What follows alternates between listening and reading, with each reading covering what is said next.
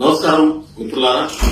ఇవాళ తెలంగాణ ప్రభుత్వం దేశవ్యాప్తంగా 15 కోట్ల మంది మాట్లాడే బంజారా సమాజం మాట్లాడే బంజారా కమ్యూనిటీ మాట్లాడే భాషను భారత రాజ్యాంగంలో చేర్చాలని చెప్పి గౌరవ ముఖ్యమంత్రి రేవంత్ రెడ్డి గారి నాయకత్వంలో భాషా సంస్కృతి శాఖ మంత్రి జూపల్లి గారు తీర్మానాన్ని ప్రవేశపెట్టి ఏకీగ్రవంగా ఆమోదించి కేంద్ర ప్రభుత్వానికి పంపించడం చాలా హర్షణీయం.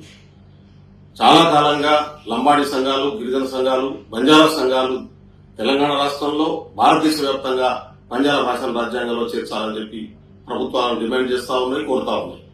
దాన్ని గుర్తించి గౌరవించినటువంటి ప్రభుత్వం తెలంగాణ ప్రభుత్వం, కాంగ్రెస్ ప్రభుత్వం. ఇవాళ బంజారా భాషను రాజ్యాంగంలో చేర్చడం వల్ల అన్ని యూనివర్సిటీల్లో రీసెర్చ్ జరిగేటటువంటి అవకాశం ఉంటుంది, సంస్కృతి బలపడేటటువంటి అవకాశం ఉంటుంది, దాని లోతుల్లోకి వెళ్లి సంస్కృతిని తెలుసుకునేటటువంటి అవకాశం ఉంది, లక్షలాది మందికి ఉపాధి ఉద్యోగాలు దొరికేటటువంటి అవకాశం ఉంటుంది.